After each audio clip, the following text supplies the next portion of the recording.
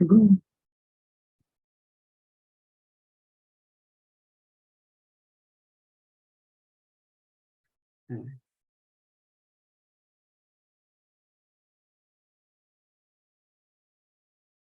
everyone. We're just going to leave about 5 minutes for folks to trickle in, and then we'll start the presentation. But this is for the Housing Zoning Ordinance update for those of you on the phone.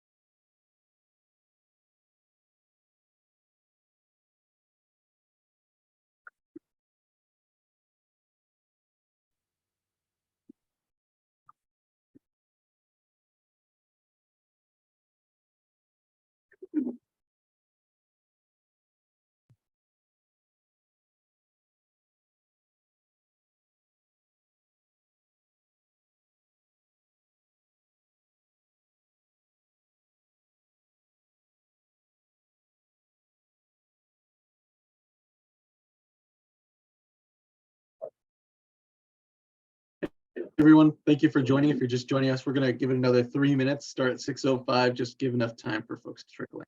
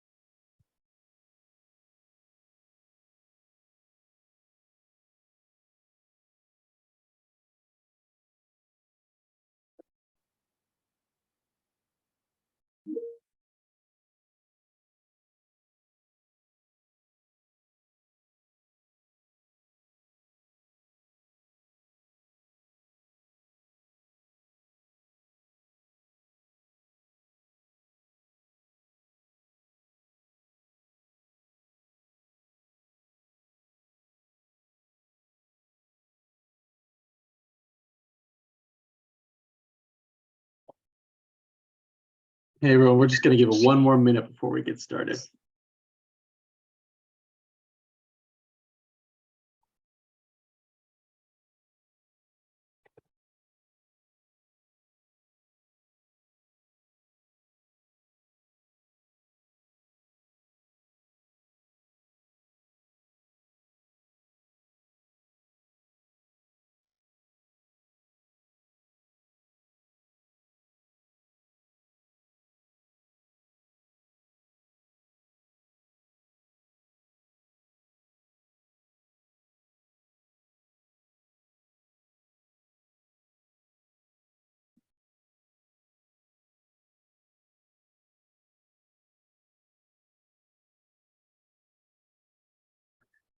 All right, everyone. Thank you very much for joining us here today. My name is Ben Larson. I'm the project manager for this project. I'd like to welcome everybody to today's public workshop on the Housing Zoning Ordinance update. Today with me from the Planning and Development Services team at the county is Mike Madrid, Camila Eastland, Alex Partita, and Holly Cortell. And on our consultant team, Michael Baker International, we have Dan Wary, Shannon Liska, and Hannah Kreitman. Thank you for joining us today. We're really happy to see all of you here. And with that, I will hand it over to Dan to take us away.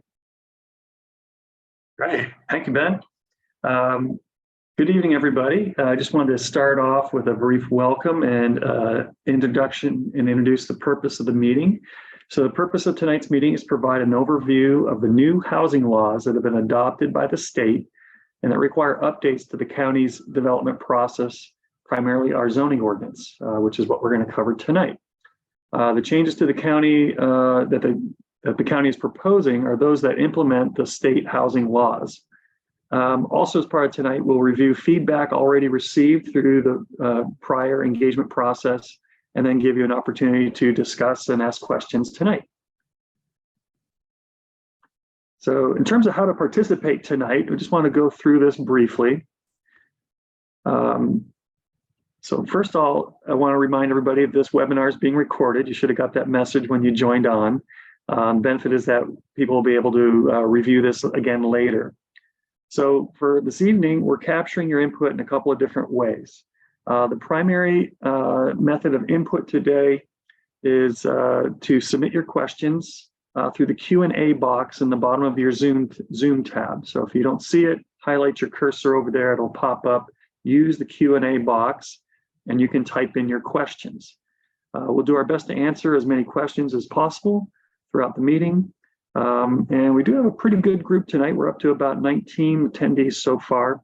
So if for some reason we're not able to get to all your questions, we are taking those questions that you type in, and we'll provide responses later on the project website, and we have a link to that later, and that'll be up in 2 or 3 weeks. And again, a recording of this video and this meeting will be provided as well.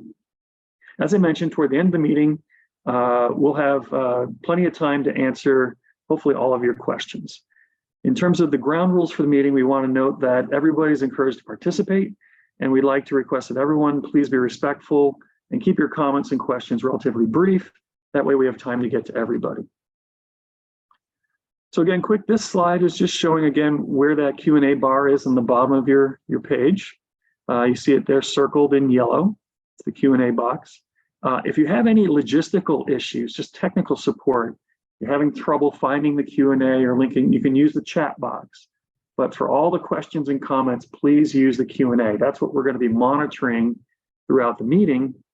And so when it comes time to answer your questions, we're going to be going through that, those type questions and comments that you provide. So let's see here. I think we can move on to the next slide. If you have any questions, don't be afraid to ask. Again, just use that Q&A box. We are monitoring that throughout the meeting. And again, toward the end, we'll have time to go through those formally. So let's get right down to it. We'll begin with an overview of the project. So the project purpose and goals are to note that the county is required to implement recent state housing laws. And we're referring to this update of the zoning ordinance as the project. So the project is to revise the county's zoning ordinance to make it consistent with the new state housing laws.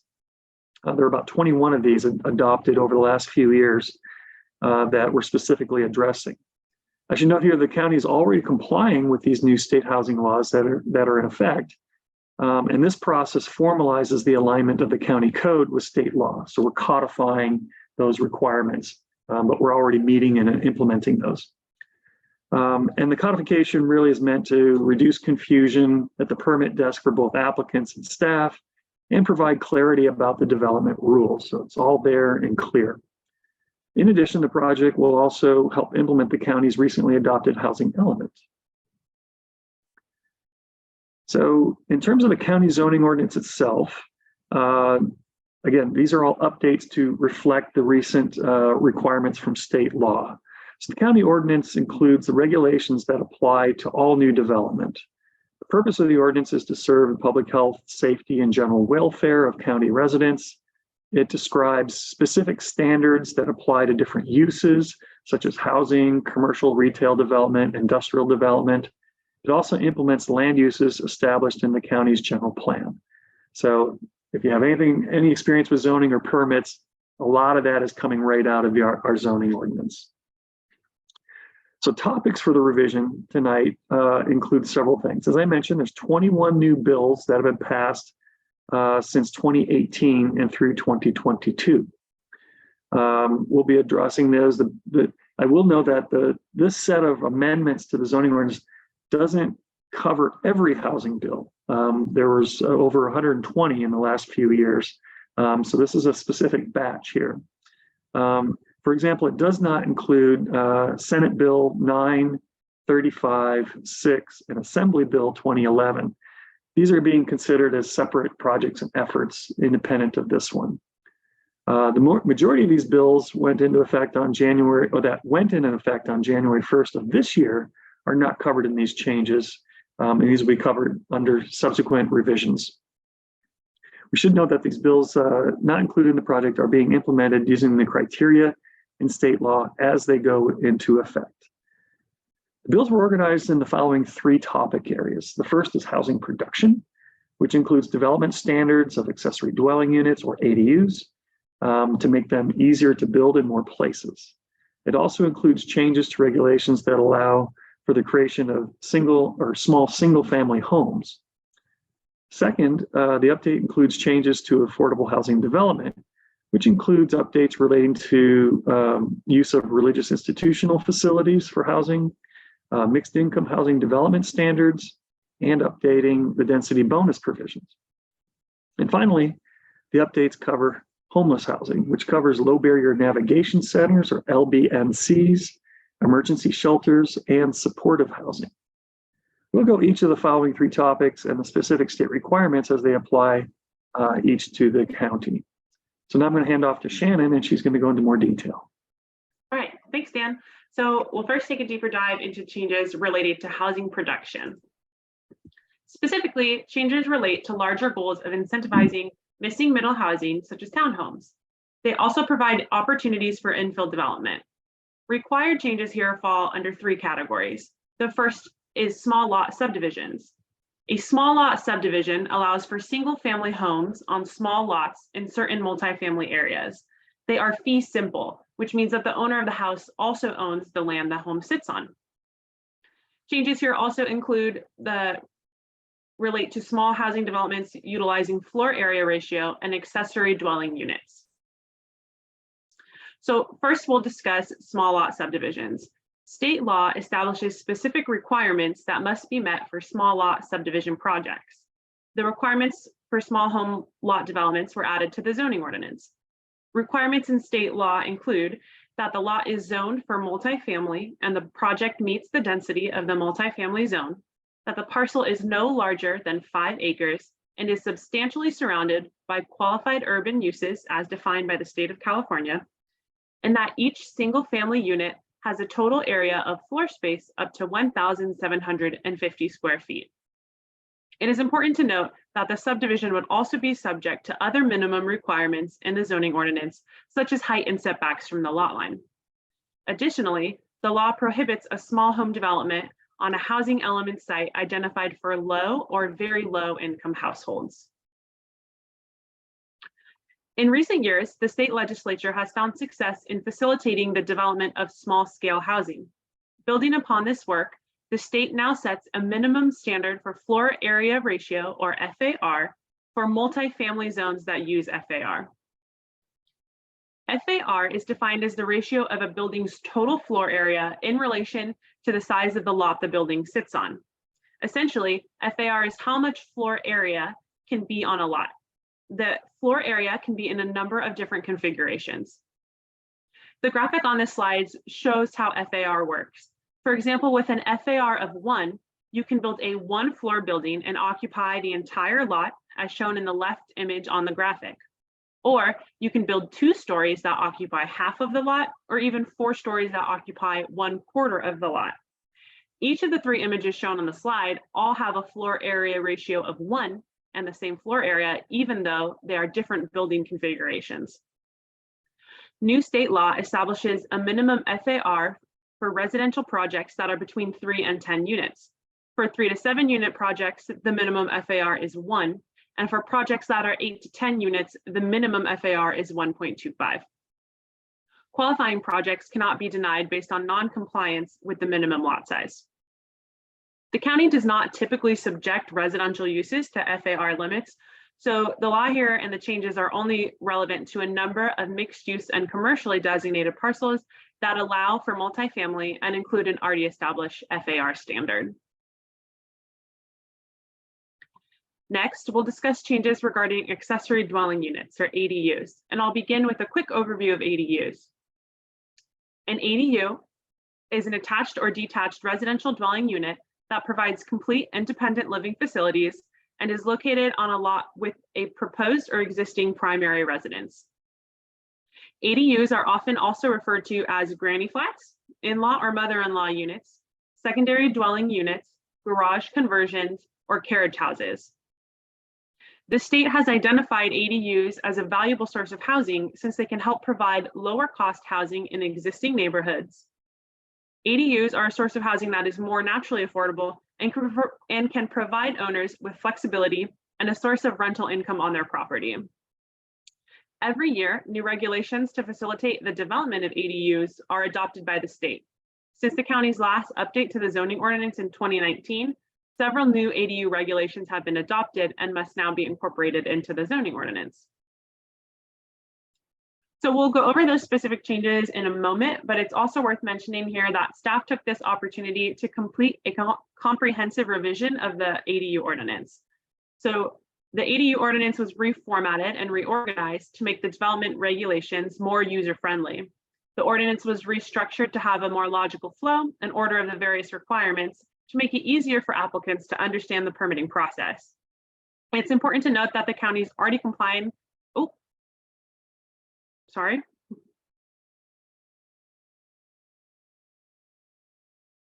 It's important to note that the county is already complying with bills for ADU standards through fact sheets and forms, even though the zoning ordinance has not yet been updated. Broadly, these state regulations focus on ensuring a faster approval process, allowing larger ADUs in height and size, and providing flexibility so that properties can accommodate an ADU. While the majority of the ordinance remains the same, there are a number of new changes required by state law that apply to ADUs, and this includes square footage and height requirements, applicable setbacks, and a setback is how far a building or structure needs to be from the property line, the removal of requirements that inhibit the construction of ADUs, such as minimum lot size, the number of ADUs and JADUs, junior ADUs, that are allowed on a single property, and allowing for the sale of ADUs separate from the primary residence in specific situations when sold to a qualifying nonprofit. So I'll now hand it back over to Dan to discuss density bonuses and affordable housing. Great. Shannon. As Shannon mentioned, we'll transition to talk about density bonuses and affordable housing, and starting with affordable housing. So we've received a lot of questions in prior engagement about what exactly qualifies as affordable housing or low income housing, as we talked to various folks and groups and organizations throughout the county. Essentially, an affordable housing unit is one that ends up costing a homeowner or household no more than 1/3 of their income in rent or mortgage. And then we break down these layers of affordable housing into a few different tiers based on something called area median income. That's the middle household income of all households in the county. So if you list them from top to bottom, you pick the one right in the middle. So you've got 50% above and 50% below, and that's the median. So the tiers are separated into 4 different tiers, technically 5. Very extremely low, very low, low, moderate, and above moderate, relative to this area median income, or AMI. For example, a table shown in this slide is based on a family of 4, so income for a family of 4 that would be making $104,100. That would be considered the highest income allowed in the low income category. So you can see that low income category is a range between 51 and 80% of the area median income, so $104,000. Moderate income would start at that and run up to a maximum of $128,000, as shown on this slide. Okay. So next slide is to talk about the density bonuses. And we just wanted to explain that briefly. So density bonus is a mechanism used to help encourage development of affordable housing or housing for special needs populations, such as seniors or students. The density bonuses are an option available to developers where they provide affordable units in exchange for higher density or other incentives. Other incentives other than density can include exceptions to the standard building height, smaller setbacks, reduced parking requirements. Those are typical and very common. Typically, the larger the percentage of affordable units that are provided, the greater the incentive that can be earned. The state requires the county to provide specific density bonuses incentives, and they're based on, again, how many affordable units are provided and at which income level. And there's a sliding scale. And so the more affordable and the lower income affordability earns more points for bonus incentives. The changes we're about to present modify these incentives slightly as prescribed by state. We'll go through these briefly. So there's a number of different categories here. So this first density bonus we'll discuss is an update to do with low-income student housing. If a housing project includes reserves at least 20% of the units for low-income students, these projects are now eligible to receive a density bonus of up to 35% and one density bonus incentive, such as a smaller setback, increased height, or reduced parking. For example, if a project has a maximum of 100 dwelling units based on the existing zoning, the 35% density bonus would allow an additional 35 units or a total of 135 units. So it's pretty simple math.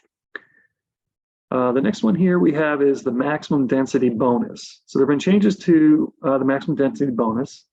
It now includes amending the density bonus table. As I said, it's a whole schedule to be consistent with state law.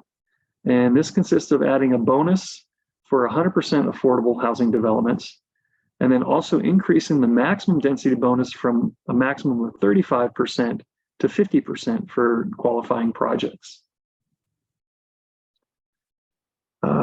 So one of the other things to talk about is affordable housing near transit.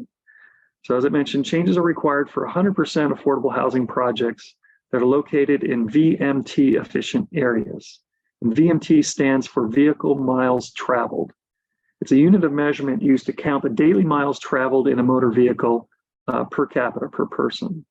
So a VMT efficient area is one where the vehicle miles traveled per person is less than 85% of the regional average per capita in the region. So new state law allows such projects to have unlimited density, again, where you're providing 100% affordable units. You can have unlimited density, so you basically waive the minimum or the maximum density of dwelling units per acre. And you can receive a height, additional height of 3 stories or 33 feet in addition to what's normally required.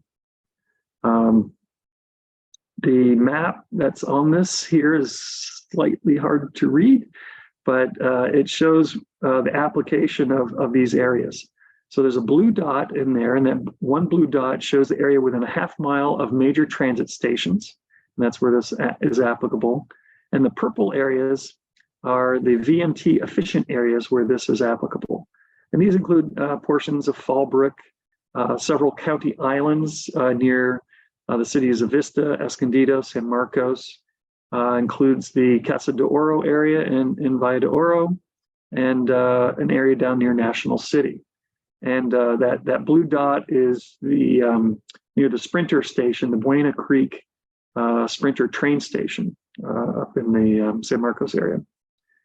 It's important to note that the county can still impose regulations and does impose regulations to these projects, such as setbacks and design standards that are not in conflict with state law. So it doesn't waive all of our other standards, it just adds to the existing standards with a few exceptions. So the next slide, we're going to talk about the mixed income development. So other changes for affordable housing, specifically for mixed income developments where market rate and affordable units are built together. The zoning ordinance will now require the affordable units and market rate units that have access to the same entrances, common areas, and amenities. So they want equity between the types of units. So if there's affordable and market rate units, they have the same access, the same entrances, same amenities. Additionally, affordable units cannot be isolated to a specific floor or area within the development. So again, the idea is equity throughout the project. Next, also included in the update are changes for parking for religious, institutional, affiliated housing developments. So housing developments are allowed on religious institutional facilities, and there's a certain specific set of amendments that address parking for that. So this does not require religious facilities to build housing or change the zoning for existing religious facilities. It only addresses parking requirements for religious institutional affiliated housing developments. Religious institutions will be allowed to use a portion of their parking, up to 50%, to build housing if they so choose.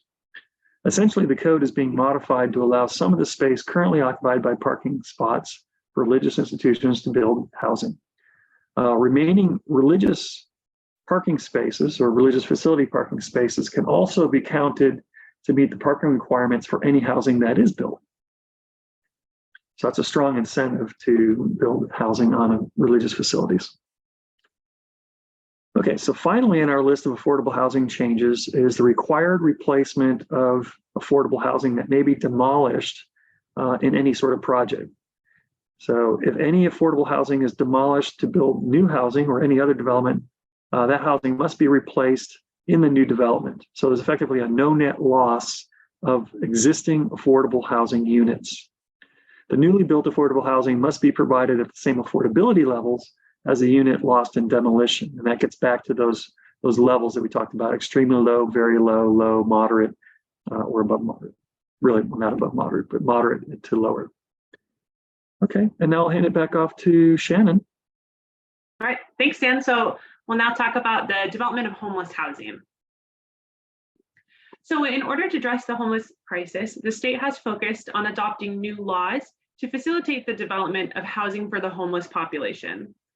These housing developments are often linked to services that can help improve homeless individuals' health and to move them into permanent housing. Homeless housing addressed in this update includes 3 different types: LBNCs, emergency shelters, and supportive housing. An LBNC, a low barrier navigation center, is a temporary service-enriched shelter that helps homeless individuals and their families to quickly obtain permanent housing. An emergency shelter is housing or shelter for persons experiencing homelessness, temporary housing that is limited to an occupancy of 6 months or less. Supportive housing is housing with no limit of length of stay that is linked to on-site and off-site services that assist the supportive housing residents in retaining the housing, improving their health, and maximizing their ability to live and, when possible, work in the community. So let's take a deeper dive into some of the changes for these housing types, starting with low barrier navigation centers. Again, an LBNC is a type of shelter that is service enriched and focused on helping homeless individuals and families quickly obtain permanent housing. LBNCs now must be allowed by right in zones that allow mixed use and multifamily housing. By right, or ministerial approval, means a development simply needs to meet the requirements outlined in the code and is not subject to discretionary review. And discretionary review requires an approval by a decision maker. LBNC shelters will also be exempt from certain special area regulators that require discretionary review.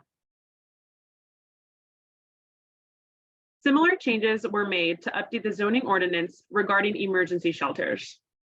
Emergency shelters are also now exempt from special area regulators that require a discretionary review. Additionally, parking standards for emergency shelters were amended to set parking requirements based on staffing levels of the emergency shelter rather than on the number of beds provided in the shelter. Finally, for homeless housing, supportive housing will be required by right in multifamily zones and exempted from special area regulators that would require a discretionary review.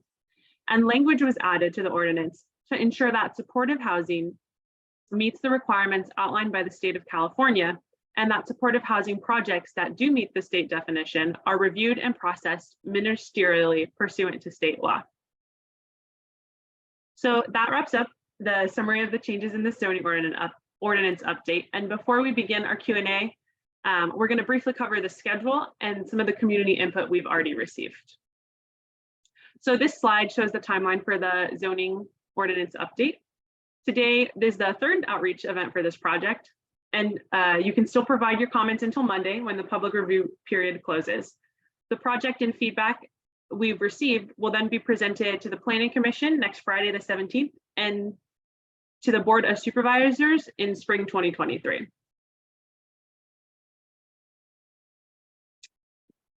So again, we've concluded the presentation and we're able to begin addressing your questions. And we encourage that you use the Q&A function to provide your additional feedback and submit your questions. The Q&A box is circled here in yellow on the screen, and we'll do our best to answer as many questions as we can. As Dan mentioned earlier, the questions and answers will be posted on the website. And if there are any questions we are not able to get to, we'll also post an answer to those on the project's website.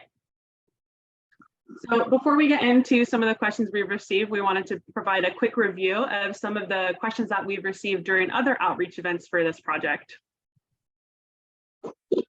So overall, a lot of our feedback had to do with ADUs and a lot of questions about ADUs. So the questions had to do with understanding ADU law. They weren't necessarily questions that related to some of the changes, but just about ADUs in general.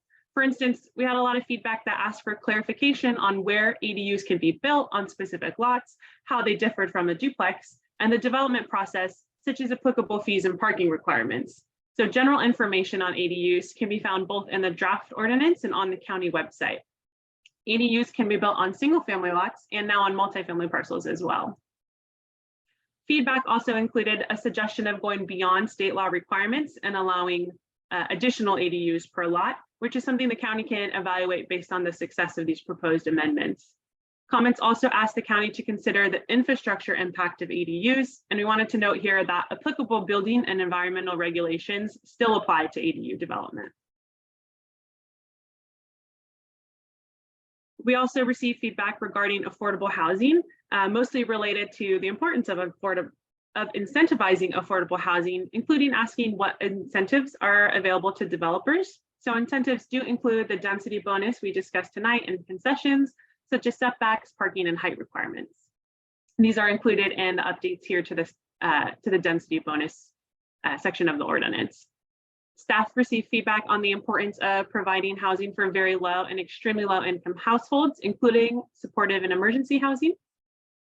And there was also feedback and suggestions for providing additional measures to encourage emergency shelters, including creating a ministerial permit process for emergency shelters, the suggestion to create a county emergency shelter fund and add additional definitions regarding emergency shelters to the zoning code, as well as adding additional clarification to explicitly conform with the California Building Code. Also, we got a lot of feedback about things that related to housing that weren't necessarily covered in these bills or in the scope of this project. And so here's a list of some of the additional feedback that was still relevant to housing, even though not necessarily relevant to some of these housing laws we've discussed tonight. So lots of questions on the process and applicability of SB 9, which allows for lot splits in single family zones. So an SB 9 checklist, map, and materials are available on the county website. And maybe we could get somebody to post that link in the chat to the SB 9 page of the website. Staff also received concerns regarding development in high fire hazard areas and feedback about the importance of supporting farm workers, including some requests to consider a process to verify the status as a farm worker, what plans exist to outreach and engage with farm workers, and whether ADUs may be utilized as farm worker housing. Additional feedback included suggestions to decrease parking requirements for market rate housing. Again, we want to highlight that these comments and concerns that do relate to housing and zoning more broadly, but not the scope of this project, will be provided for consideration to the Planning Commission and Board of Supervisors for future consideration. All right, so I know we have a lot of questions that have already been answered and a lot more to come. So Dan and I will start here answering some of the questions we've received. Yeah, great. Thanks, Shannon. I'll read some of the questions, and we'll read the questions and the answers that have been provided so far. There's about 11 of those. We've got about another 8 coming in, so about almost 20 questions so far.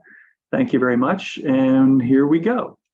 So our first question or comment was asking whether the changes that are proposed at this time are those that are required by state law. Is there anything else unique to the county zoning ordinance or implementing actions related to the housing element update? And that's a very good question, and thanks for asking it. The update is limited, this set of amendments is limited to amendments that implement the state law requirements. But we'll also implement housing element programs scope to implement those amendments. As we noted, there's a number of different laws. There's 21 that required a variety of changes to the zoning ordinance. That's really what this is limited to. So this includes requirements for new development to replace affordable dwelling units that are demolished, as we discussed, requirements applicable to ADUs, requirements applicable to affordable housing developments, and requirements to facilitate development homeless shelters. So these are required zoning amendments to implement the state law.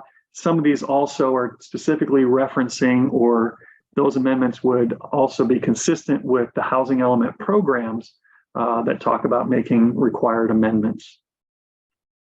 So I'll do a couple, and then maybe I'll give Shannon a couple so I don't lose my voice. But I think that'll be good. So the next question was, how underfunded is Spring Valley zip code 91977?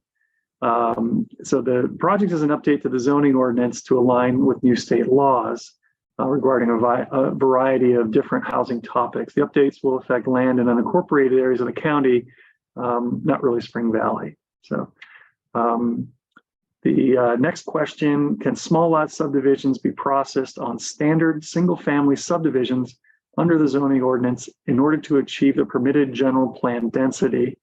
In many instances, general plan density cannot be achieved because minimum lot sizes in single family zones are, for example, 6,000 square feet. So the answer there, and again, this is Sean Kilkenny. Thank you, Sean. Assembly Bill 803, passed in 2021, allows for subdivision of multifamily zones into small lot single family parcels. We had a slide on that earlier. Those are fee simple ownership that they might otherwise look like small multifamily developments. For parcels created using AB 803, the county cannot require minimum parcel sizes, so therefore we'd be able to go smaller than that 6,000 square foot you mentioned. So we cannot require a minimum parcel size, minimum setbacks between housing units, except as required by the building code, cannot require enclosed parking or formation of a homeowners association. Additional zoning ordinance standards such as the maximum building height, front yard, backyard setbacks would still apply. Regarding processing small lots pursuant to the local requirements, a project would need to comply with the general plan and zoning requirements otherwise in effect. If you have a project in mind where you encountered an issue with processing a project due to inconsistencies, we can schedule a meeting and discuss that issue. So Shannon, you want to take a couple and then we'll trade off and I'll kind of watch some of the new ones coming in? Yes, definitely. Okay. Next one is processed by right. Yeah, that looks like a clarification, processed by right instead of through a site plan or other use permit. So I think we needed some clarification on if that was about a specific bill. A housing development that is allowed to be processed by right is not subject to a site plan permit. Right, and that was the slide we just covered about discretionary approval where it needs the approval of a approving authority. If it's by right, it's otherwise called ministerial. It's basically without any discretion. So if you meet the requirements, you get your appropriate permit. So then it looks like we had another question. So the housing element update also requires the zoning ordinance to be updated by the end of 2022 to address or achieve policy 3.1.3.a. Is that part of a separate effort? And the answer is yes, it's a separate effort. It's not a part of this project, but it will be a part of another effort. And then it looks like we had a good question about the expected increase of ADUs in San Diego County. So it's unclear exactly how many ADUs will be built, but in 2021, there were 169 ADUs completed in the unincorporated area. Which again, a good note, these were built prior to the changes that we're talking about today, but the county will continually track the development of ADU construction. So we'll be able to see how much that's increasing. And we had another question. What is the distribution of income levels in San Diego County? I guess we could probably go back to that slide, but for a family of 4 for very low, it's $65,050. For low, $104,100. For moderate, $128,300. And for above moderate, $128,000. Anything above that, $128,300. And these income levels are also available on the county website. Looks like, we had a follow-up question on the effort for the housing element policy 313A, and that anticipated to begin this year. I'm not sure. We have 313. Dan, do you want to take some of the next ones? Throw it back to you.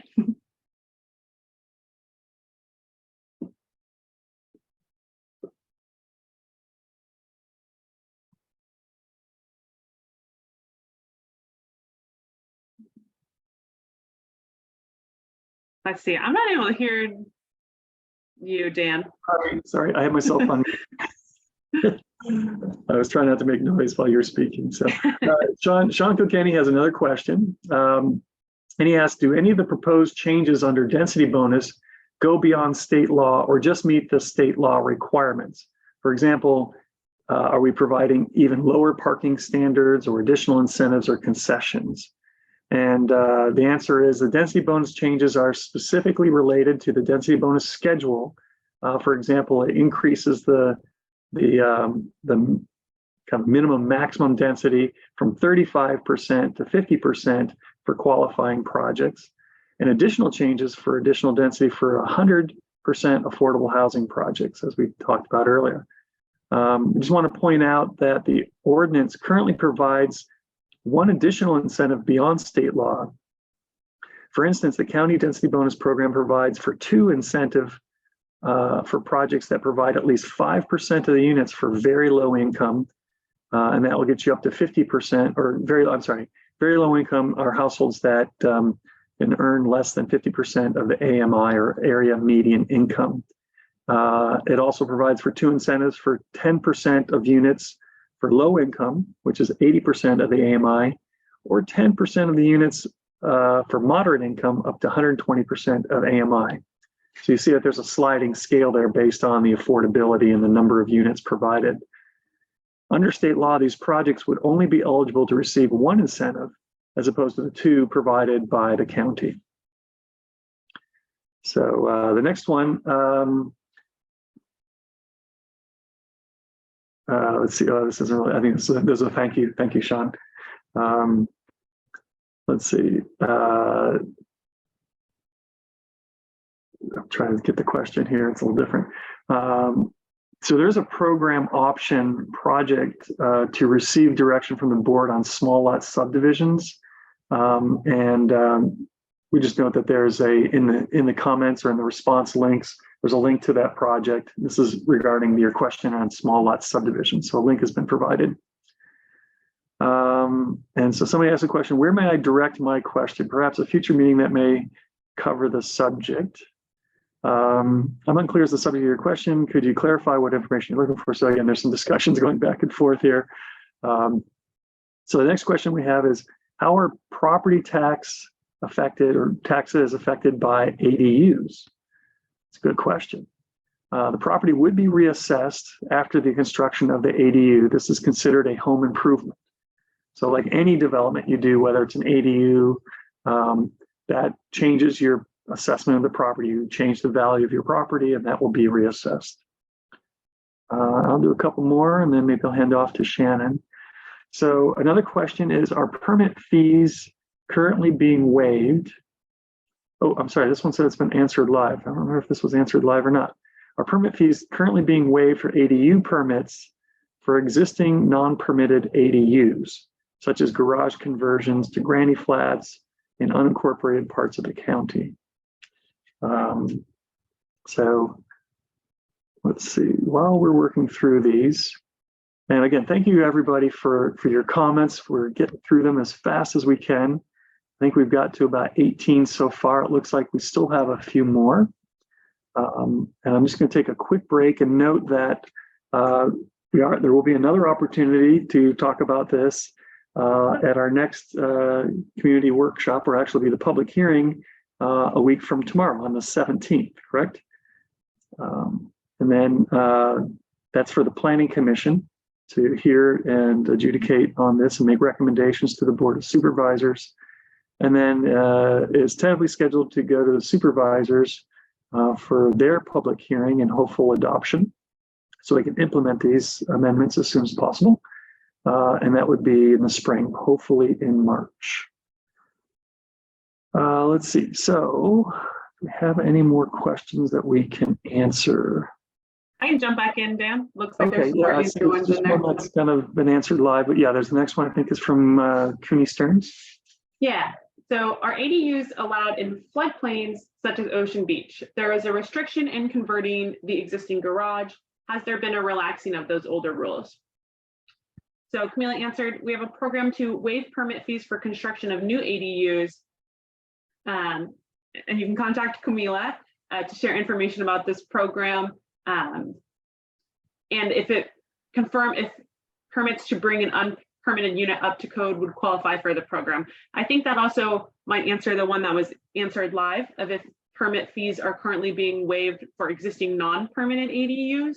So it sounds like there's a program to waive permit fees for new ADUs, and we can see if bringing the old one up to code would qualify for the program. So that kind of is a specific situation. And then we have another good question here. When affordable projects are developed, how are the units maintained as affordable units and tracked? So the county's Department of Housing and Community Development Services administers and monitors housing agreements for affordable units. So when new affordable units are built, they have an affordability covenant, which says requires them to be maintained as affordable units for a set number of years for 55 years.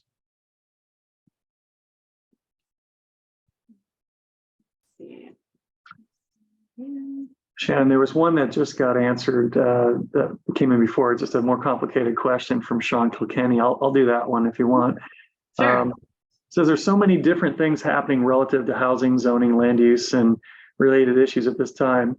There's a housing element update and its implementation. There's the zoning ordinance update. There are other updates. There's inclusionary housing ordinance, which is true. And there's an update to the county's transportation study guidelines and the resulting sustainable land use framework. For example, the VMT impact fee. There's a cap smart growth and supplemental EIR alternative, and there's a regional decarbonization framework. Are all these being coordinated? So great question, Sean. Obviously a student of everything the county. All these projects are being coordinated with one another, and threading efforts between staff and management for all of these projects are ensuring that they're aligning with one another and with the overall county programs and objectives. Many of these projects are being managed by various planning and development services divisions, such as long-range planning, sustainability, and land development. So hopefully that answers your question. But you're absolutely right, there's a lot going on.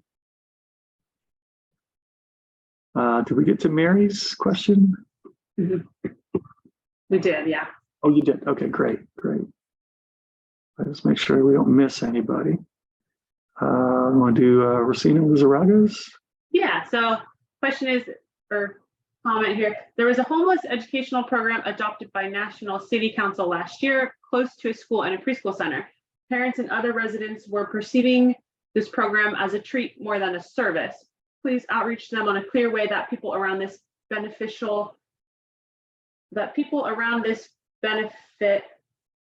individuals. Otherwise, people's oppositions due to the misconceptions of this type of program can impact implementation, and educate them on a clear method for residents and understand the purpose of transitional programs. So it looks like the comment here is to encourage additional outreach, and so we can understand, so everybody can appreciate supportive housing. So thanks for the information. The county is always looking at best practices for outreach. Excellent. Let's see. See any other unanswered questions? There was just a request for contact information, so Camila made that available. So it's available to contact Camila Eastland on this project. So and Ben Larson's also available for contact. You can see on the slide there. And then other project information is available by using that QR code. You can just make a snapshot of that. That'll take you right to that project website that's located otherwise on the bottom of that page. So we're getting through these. Thank you guys. A lot of good questions. We've got about 21 answered so far. It looks like we've got a few more coming in. So again, we really appreciate these comments. Your comments are, not just for your benefit, but again, the answers to those are helping other people understand these as well. And as I mentioned, this is being recorded, so other people will be able to review this at their own leisure later. And again, these comments will be provided in a transcription and available up on that same website that's there on your slide. So let's see. Next one we have is, are you able to show a map for us where the state requirements will likely have the biggest impact? So each of these pieces of legislation have different and sometimes overlapping requirements. Staff is developing user guides and maps for certain pieces of past legislation. For example, SB 9, which is not part of this set of amendments. The website can be found at this location. It's in the answer there. And so if you click on that, there's all sorts of information about the SB 9 law and how that's being implemented. And again, there's maps of applicability specific to the SB 9 law. Let's see, I just lost my slide there. So another question here is from, is this the right one? Oops, sorry. My screen moved on me. So we provided contact information and a request for that. Okay, that's good. So some of these, if you have any questions, again, you can get to the staff and the project website by going to using that QR code or the project website address on the bottom of the slide. We've got a phone number here for Ben Larson, 858-505-6677. It's a nice round, easy, memorable number. And Ben's emails are there too. So if you have further questions that we don't get to tonight, or need to follow up on something else that comes to mind after this workshop, then certainly contact the planning staff on this. Okay, do we have any new questions that are still open? I think we're kind of running through. I don't think we missed any. I think we have one that we missed. This one, again, from Sean about the proposed changes on small lot development. So those only apply to multifamily designated parcels, but do not apply to single family zoning. So one of the challenges with the zoning ordinance is that in the VR73 land use, there's a 6,000 square foot minimum lot size, which is exactly the same as 7.3 dwelling units an acre. So a project can't necessarily achieve its permitted general plan density. So the question generally is, why can't small lot development standards also apply to single family zones to allow for a project to have less than 6,000 square feet lot size without having another permit process. And Camila answered that that's a program in the housing element 313A, which is the one I think we've been talking about, which proposes to review the zoning ordinance to ensure designators can achieve the maximum density. So it goes back to a different housing element program that's not necessarily quite the same as the small lot standards. Right, right. Yeah. So again, these changes here are implementing the state requirements.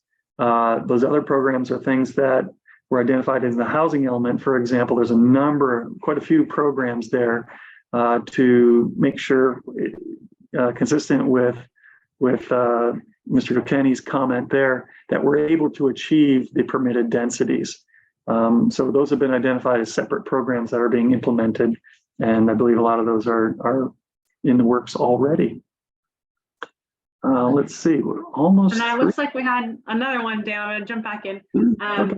With a large percentage of narrow winding private roads in unincorporated areas, why haven't parking standards been considered for ADUs? These residents are parking on the street, causing health and safety hazards for driving, walking, and biking in these neighborhoods where ADUs are being built. And Camila answered this one. The county does not have discretion to require parking beyond what is allowed pursuant to state law. Mhm.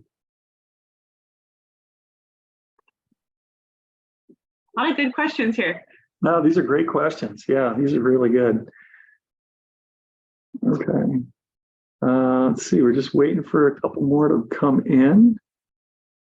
But again, really good questions. And again, we really appreciate that because it benefits everybody's knowledge and understanding of these amendments. But again, overall, these amendments are to implement the specific requirements as a part of that prescribed by the state. And there's other programs that are addressing all sorts of other initiatives that the county wants to take to, again, promote and incentivize and facilitate construction of housing and affordable housing in particular. Okay, it looks like, wait, do I have a couple of new ones here? No, not yet. Let's see. Okay, I think we're waiting for the last couple. Some of these are very complicated questions, so I just have to say, some of these take a little more time to kind of make sure we're giving you the best answer as possible. And again, if we're not able to get to all these tonight, or maybe we can even supplement later if we think better about the answer we gave you tonight, these will be posted up on the project website. So you don't just have to listen to this. You can read these transcripts and these answers. Hopefully that's of help. Let's see. Did we answer Harvey's question? Oh, here it is. I see it. We haven't read it out loud. So Okay. are movable tiny homes, park models being added as an ADU type, as this is a very affordable option.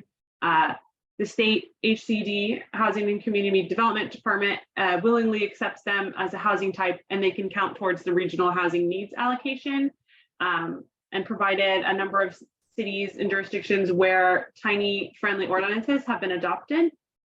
So currently tiny homes are not being addressed as a part of the ADU ordinance, but we are recording your feedback on this, and we'll be evaluating options for a diversity of building types as a part of program 311D of the housing element. Fantastic. Yeah. Perfect example of what we were just saying. Okay. Let's see. Did we get to Mary Hausladen's comment? It looks like that's one I don't think we've addressed yet. When affordable housing projects are developed, how are the units maintained as affordable units, and how is that tracked? So that's a good question. There's a lot of kind of logistical work that goes on behind the scenes, but the county's Department of Housing and Community Development Services, HCDS, administers and monitors housing agreements for affordable housing units. And just FYI, most of these have a period of affordability that they're required to maintain. It's quite long, over decades, and it gets monitored on a regular basis. So that we don't lose those units. Once we create them, we want to make sure they stay in the system. Let's see. Are there new ones coming in? I think we've got almost done. Looks like we got one more. Yeah, I'm seeing one here from David. Dan, I don't think we've Okay. read out loud here. So previous homeowner had a mobile home or manufactured home parked in the backyard. There's a sturdy concrete slab, connection to sewer, water, and electric, all within easy reach. I want to use this area as rental income, for rental income to provide low-cost housing. Do I need a permit to move another like housing unit into this location? What about a travel trailer or motorhome, or build a new one on site? I simply want to do it as easily and cheaply as possible, but don't know my next steps. So an ADU must be placed on a foundation and meet all the applicable building standards. They can be attached or detached. I think if we could get maybe a link to the ADU page, I think the website, the ADU website on the county's webpage would probably help you figure out what the next steps are and how to apply for an ADU permit. That's a good idea. Okay. Let's see. I think we've got one, maybe one last one. We've got 24 questions that we've gotten through so far. So this is really good.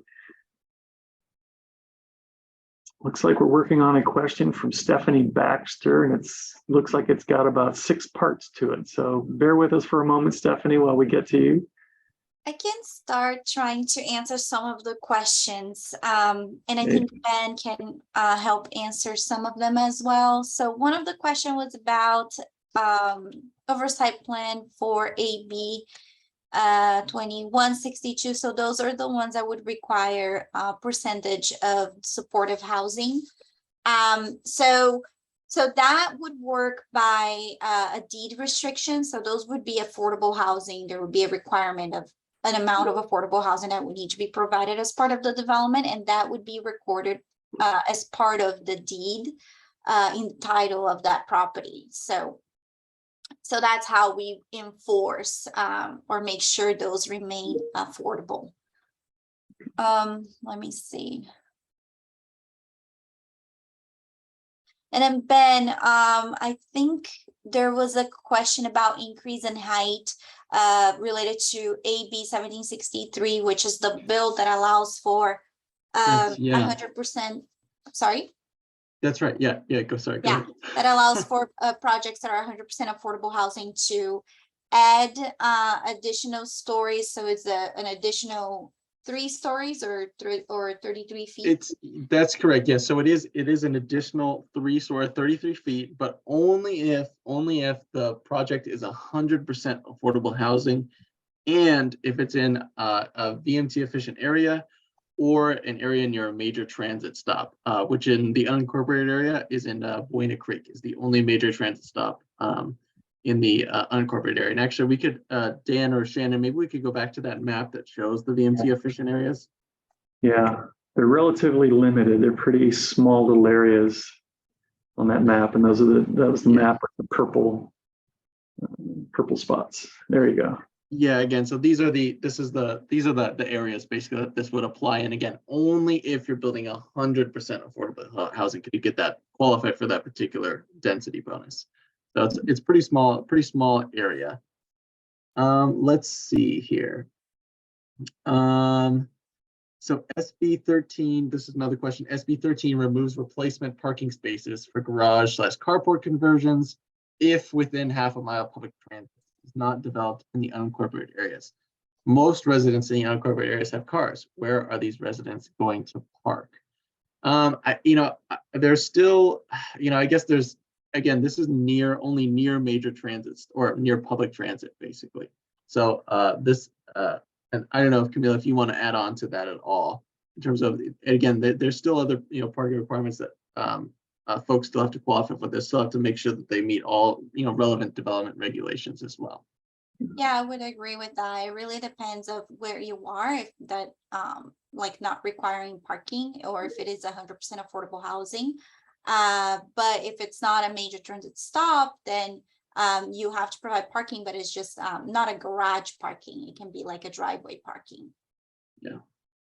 And then also, what I also defined, just so you know, one question we get asked is, what is a major transit stop? What qualifies as a major transit stop? And that's basically, it has to be either a ferry terminal, a rail terminal for either like light rail or passenger rail, for instance, or it has to be a bus stop with at least two separate bus routes with 15-minute headways. That means like 15 minutes in between each bus coming through, for it to qualify as a major transit stop. So, and the only area is in the unincorporated area that currently qualifies for that definition is the Buena Creek Transit Station, because it's a rail station. So that's that blue dot that you can see on that map. Yeah, and that's on the Sprinter line, right, Ben? Yes, that's right. Exactly right. Exactly right. I just wanted to address another question was related to streamlined permitting CEQA exemptions and then reducing feedback from community and CPGs. And yeah, so when uses are allowed by right pursuant to state law, those have to be meet only objective standards that are in the zoning ordinance. So currently, so for these projects, they would meet what is in the zoning ordinance, but they can't be subject to personal judgment. They can't be subject to, requirements that are not objective. So the county is currently working on developing different objective design standards. And we're going to be doing outreach with community planning groups, so we can have the community planning groups and community members weigh in on those objective standards, since we're getting more and more laws from the state requiring ministerial review versus discretionary. And in that way, we can incorporate the feedback into those guidelines that are going to serve to make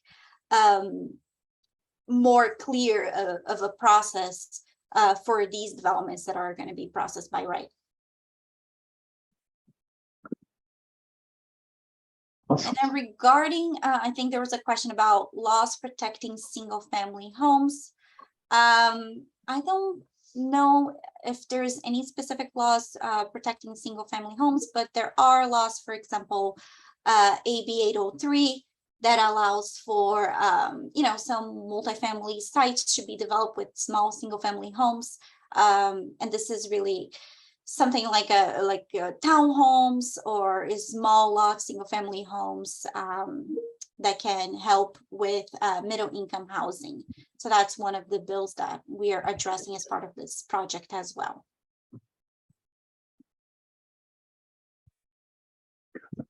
Great. I think so far that's all the questions that we've received so far, I believe. So yeah, got an even 25 questions. So perfect. Okay, great. Oh, and actually, I'm sorry, there's one more portion of that question. One of our staff, actually, Stephanie, is actually working to answer right now. We just want to make sure that we confirm the you asked about the Board of Supervisors made a decision on A110.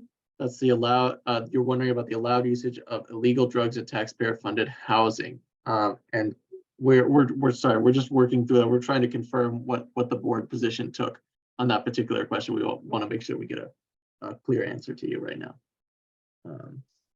But we might have to follow up on an email or something. So we could chat with you. If you wanted to send us your email in the chat, we could try and arrange a time to follow up with that particular question. We don't hold folks up. Oh, and actually, wait, hold on. Let's see. So, let's see. Sorry, I'm just reading what my colleague here has told us about it.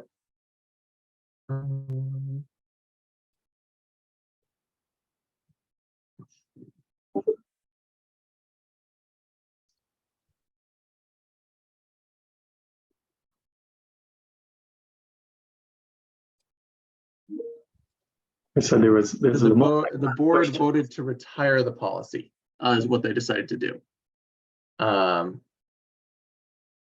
then also a lot of the subsidized housing it kind of relates to that policy is not part of this particular thing. There's supportive housing, there's affordable housing, but the subsidized housing that's a part of that particular policy is not included in this particular update. But we can share the comments and concerns that you have shared here tonight, even if they're not 100% germane, because we're all really concerned about housing issues in our community. We want to make sure that all that information, those concerns, those questions, those comments are getting presented to the Planning Commission, the Board of Supervisors, and they will. So next week, we're going to be meeting with the Planning Commission on Friday and presenting these comments there as well.